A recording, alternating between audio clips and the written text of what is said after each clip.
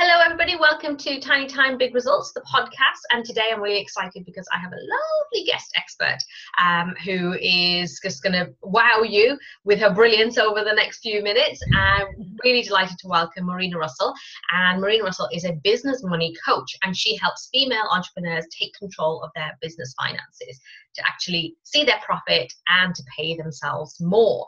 And I know we all want to hear more about that. So Morena, such a delight to have you here today with us. Thank you for having me. I'm very excited to be here. Great. So tell me, how did you get into this this field? Yeah, so I am a qualified accountant. So I've been working as a corporate accountant for the last 7 years. And I've done all sorts of things from credit controlling to all the way to management accountant, which is like accounting for management, as opposed to, when I say accountant, people usually associate your tax accountant. But that's not actually what I do. It's accounting for management. So you can have insights about what's happening in your business and how you can make the best of the resources that you already have. Mm-hmm. So, and then when I was doing my market research to start my business, when I wanted to go solo, I was really surprised when I realized that people only see the accountants twice a year for the tax returns, and that's it. And that's really not enough. And also, if you only look at your figures after your tax return is due, which is after the year is due, and then you put everything together, and then you give to your accountant, and then he produces the accounts, that's like ages, away. The figures don't even make sense anymore. So I thought that for business that are growing, that have different income streams, it was important to have a more kind of regular checkout and planning with their finances. And that's why I kind of decided to give the support. And I think it's a brilliant niche, because I definitely see a real need for it, and there's a real value in that. Why do you think people are scared of this? I mean, it's funny because when I look at when I'm doing my market research about what people are struggling with, and things like bookkeeping and taxes really freaks people out. Like, what do you think is so specifically kind of unique about this area? I think it's because we attach a lot of meaning to money, and we associate our values and our value as a person, as a professional, to money. So we feel uncomfortable with charging, and then we get because of the lack of planning, especially if your business is growing, you're going to have loads of cash flow up and down, and then you feel it's your fault because you haven't been organized enough. And it's not. It's just part of growing your business. You know, as your revenue increases, your operating costs increase as well. So if you don't have a planning in place, that's when you're going to have these ups and downs, and then it gets a bit scary. But it doesn't need to be, really. And I think that you've absolutely just hit the nail on the head there, because it is about the fact that we ascribe a value. If the money's not doing well in the business, that means that I as a person am not worthy. And then all of that kind of gets entwined into each other, and then it's really hard to pull it apart. I remember one of my coaches said to me once, you're not your business. And it was like she just switched a light bulb, and I was like, oh my God, you're right, I'm not my business. That's just one part of my life, yet we allow it to mean so much more than that. Yeah, exactly. And I think a lot of people will be able to relate to that. Like, do you find with your clients and your community that people, it's not that, if your business is growing and, it's great to go and talk to an accountant when, everything is going really well, but is it more when there's a real sense of lack in the business that, maybe the costs are spiraling out of control, or that there's just not enough income coming in? So I think what tends to happen to my clients, it's a lot of it is like the revenue they're doing very, very well in terms of revenue. They're making record sales as far as they are concerned, but they don't see the money. And then they do this tax return, and your accountant produce, this is the profit, you need to pay this much taxes, and you're like, where did the money go? And then you feel like you're working really, really hard, and you're still kind of having the same lifestyle that you had when your business was a lot smaller. But also, and then there is also other people who are kind of starting more kind of the initial stages and that they're not making enough revenue. So there are all these kind of things that makes it a bit scary. But but like I think it's important to see money as a tool and not and like the more we detach from the meaning of it, the more objectively we can see things, and the more and more empowered we are to make better decisions. Yeah, absolutely. And I think you're absolutely right. I think it's the meaning that we ascribe to it. And it's interesting because when I worked in corporate, and I was in corporate for 12 years, and the finance guys would come and give us their updates. It was like the most boring conversation. And it always frustrated me because I was like, the figure's telling you a story to tell the story of whether the business is doing well or not.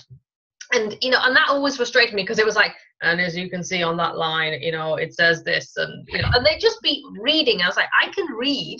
Tell me what that means, tell me the story. And I think that that's something that, it's a story of your business. And if it's a horror story, then, you can start figuring out what you need to do differently. If it's a fairy tale, then happy days, and how do you keep it going? But I think it's about all the meanings that we put to it. And, and I think it's a lot of the stories that you tell yourself as well, that I'm not good with money, or, I'm not responsible. It's all these kind of beliefs that we have around money. Exactly. And do you do a lot of work around the beliefs part of kind of, money? When do you combine what you do in your genius with that kind of piece around helping them with their mindset? Yeah, if I feel that there's a lot of stories they're telling themselves, I do support them on that and seeing things in a different way. But what I also find that's just once you have a system in place, a lot of these things they fall. You kind of they disappear because you realize that it's just a matter of planning, really, and it's just a matter of you having a system, and then you kind of it stops from being an issue. It kind of disappears, Yeah. And so do you find, like, what would be your recommendation? Like, obviously at the beginning you were saying that, if you talk to your accountant once a year, that seems to be like the norm for people. Like, how often do you think people should be, if you were their accountant, like how often should they be talking to you? So when people work with me, they still need the tax accountants to do the same thing that they are already doing, which is do your tax returns at the end of the year. And also because they are more, sometimes people have different income streams, so it's important that you have someone qualified to see what's the best way, for you, or the best strategy. But the people that I work with, so what we do is, it's a process. So like, and again, you don't need to work with me to do that. You can actually do this straight away. So the first thing is about having money dates, weekly money dates. And these money dates don't need to be anything complicated. It's just a matter of being on top of it. So you do half an hour a week, depending on the size of your business, how many transactions you have. You can do between half an hour, 1 hour, just to kind of gather your receipts, invoice, kind of put somewhere, in a place, make your payments, all, and then look, and then there are so many things you can do in this. So I'm kind of I bet there's so many things. I suppose, like in terms of talking to, like, the accounts, like, or the tax is one thing. Like, should it be once a quarter where you just get together with your accountant and you sit down and say, this is where I'm at right now? Because obviously all the things that we're going to get you to tell me your top 3 tips for people, like with limited time, like once a quarter, does that, would that feel comfortable to you to kind of say, yeah, after, because I recommend to my clients that they do 90-day planning rather than, the full year planning. I say, what's your goals for the next 90 days? And that'll probably feel like quite a good way to talk to your accountant. Is kind of say, okay, this is what we did in the last 90 days. Would that kind of feel quite comfortable for you as an accountant? Yes. So again, even if you don't, because some people don't want to talk to the accountants a lot because they pay per hour, for example. Yeah. But this idea is brilliant. So I do with my clients as well. So, and a lot of people, they do the 90 days planning in terms of revenue, in terms of how much they're going to make. But they kind of, sometimes they forget the costs associated with that revenue. So for you to make those sales, what is it that you're going to need to invest? Are you going to be doing Facebook ads? Are you going to be hiring someone to support you? So not just the revenue, but what are the costs that you're going to have as well in these 90 days? And then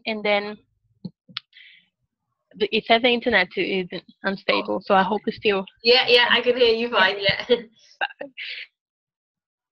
Yeah. Oh no. Okay, with that, Yeah. And then really have a full picture of your business. Yeah. So you do this for 90 days. So you do this in advance. So this is one of my 3 tips. I kind of mentioned 2 already. Okay, go ahead. So when you do your 90 days planning, it's about, so this is one of my tips. A lot of people, they think about the accounts and they just thinking about recording. Mm-hmm. And that's one side of things, but it's about looking forward, about planning. So what is it that's coming?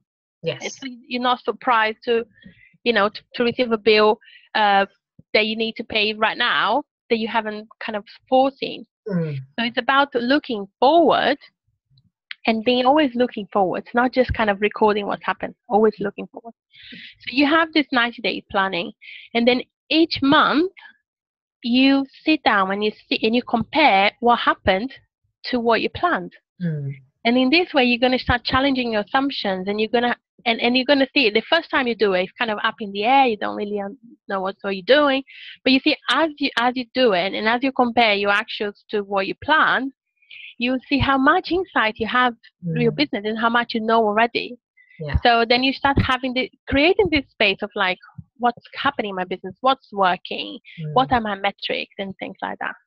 And I love that, because that's something that when so for example, like in my momentum circle, that's something that we do a lot around accountability, because you have a goal, and business, the big one is the financial goal. And if you didn't hit your targets, or you had this, I want to bring this much money in, and then you can say, well, you didn't hit that, what were you doing? Or if you smashed it out of the park, what were you doing that really made a big difference? And I know for a lot of people, and I know I talk a lot about this, is around sales calls and following up and those types of things that people don't want to do. And then they find that they don't get the results that they wanted. It's like, well, actually, I didn't do any of the things that I said I would do. And so it's a really good way for you to be able to, like you said, on a month-by-month basis, is just to see what it is that you are doing. Because I agree with you, if you only did, and I suppose at this time of the year, people are all talking about New Year planning, and it's like, forget New Year planning. It's like one of the most frustrating things I find, because you just think, well, that everything is just going to go to pot within a couple of weeks of the new year. Whereas if you have that 90-day sprint, you're not looking at it just, it's not like starting a diet on the 1st of January. You're just, exactly. For me, it's not about that planning, in an abstract, isolated fashion. It's actually about how you build momentum in your business, and you keep building on that. So just keep doing it. 3-month stints, I think, works really, really well.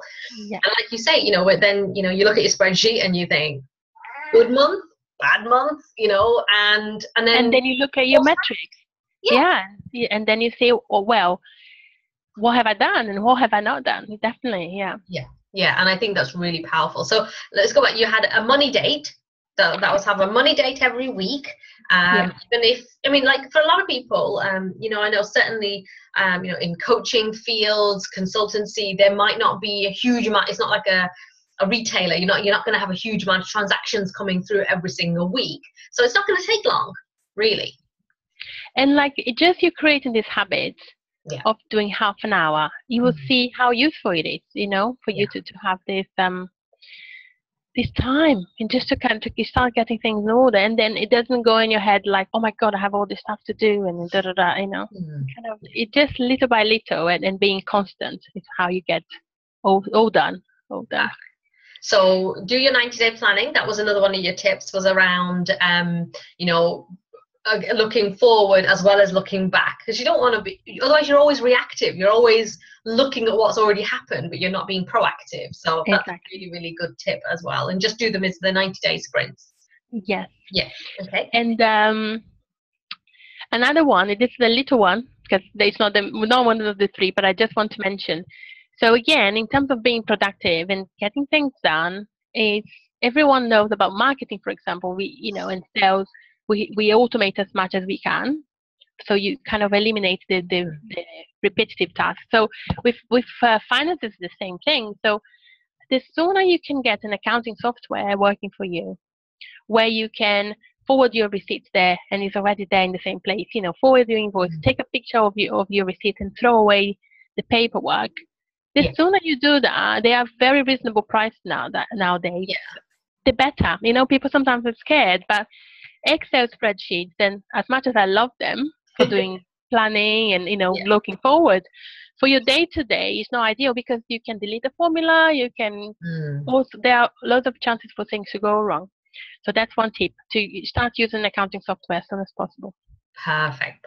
Because, for people who are in my world, like the tiny time world, we're interested in what's going to save us time, what's going to make life much easier. So you're not scrabbling for your receipts. And, my husband's a farmer, and, he talks about like farmers would have typically just boxes and boxes of shoe boxes of receipts and things. And I'm like, oh my God, nightmare. I can't believe any accountant would want to touch those, but they do.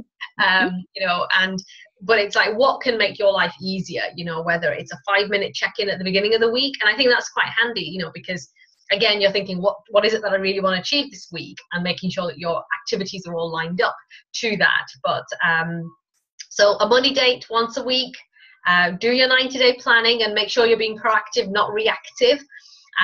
Get accounting software, because that will make your life so much easier as well.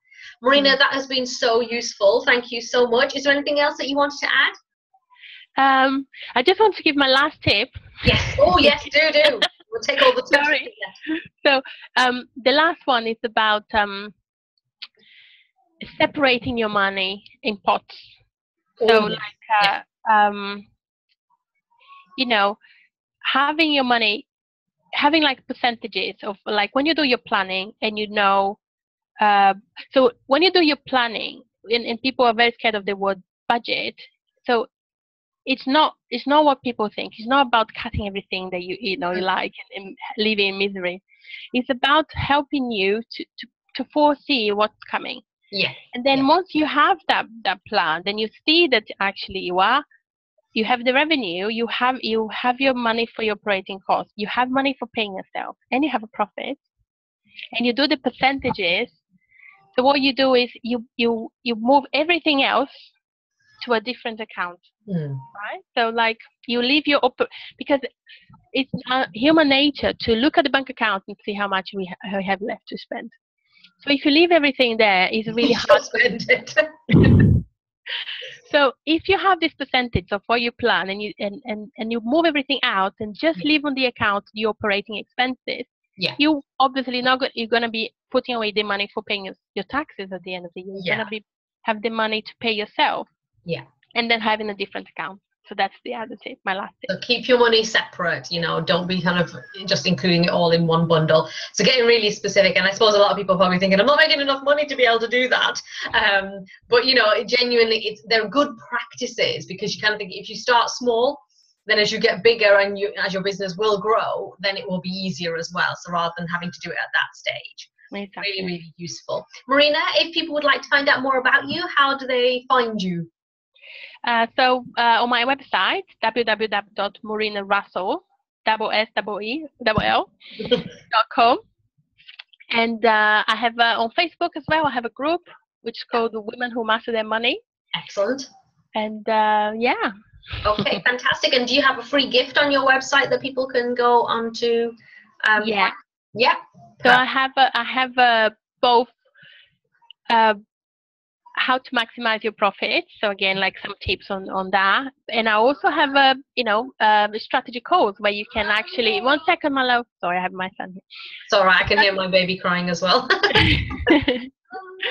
So if you want to have a call to kind of plan out your strategy for your money for the next 90 days, we can do it together as well, complimentary. Fantastic. So it's morenarussell.com. Morena, thank you so much for joining me today. I really, really have enjoyed your top tips for us tiny timers, and I look forward to seeing you in the Facebook group anyway as well. Thank you so much for inviting you. I'm very happy to be here.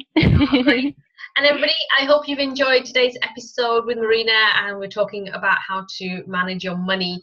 And if you are interested in finding out more about how you can be in control of your money, then do get in touch with Morena. I highly recommend her. She's lovely.